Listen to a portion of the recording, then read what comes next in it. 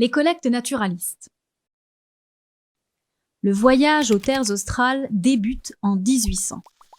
Plus de 200 hommes prennent le large depuis le Havre vers l'Australie, à bord de 2 navires, le géographe et le naturaliste. Parmi eux, 22 scientifiques, prêts à ramener un maximum d'informations sur les territoires explorés. Les côtes sud de l'Australie, jusqu'alors peu connues, présentent un enjeu cartographique majeur. Les scientifiques souhaitent donc approfondir les traits de côte et tester l'hypothèse d'un continent australien séparé en 2 territoires par un bras de mer.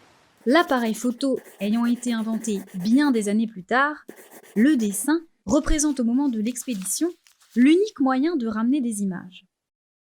Charles-Alexandre Lesueur et Nicolas Martin-Petit, les 2 dessinateurs naturalistes de l'expédition, jouent alors un rôle fondamental. Mais le dessin ne constitue pas le seul moyen de collecter des données naturalistes.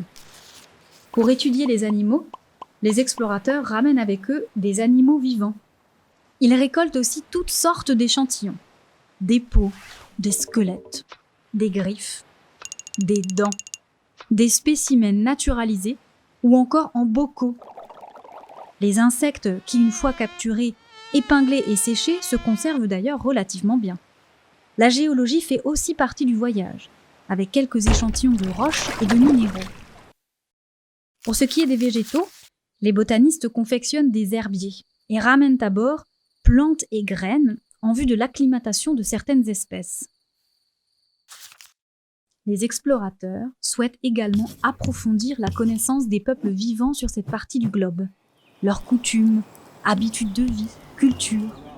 Des objets fabriqués par les aborigènes et des partitions de musique retranscrivant leurs chants et airs de musique sont alors rapportés.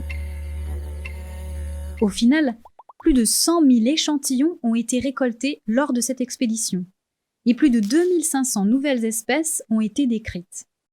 L'essentiel des spécimens est réparti entre les différents laboratoires du Muséum de Paris et les données cartographiques sont rapidement transférées aux archives de la marine, rejoignant les collectes des précédentes expéditions scientifiques.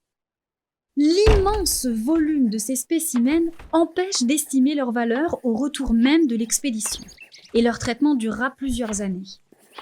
Montage, naturalisation, détermination de nouvelles espèces, tentative d'acclimatation. Autant d'informations et de documents qui participent au commerce national et au progrès des sciences.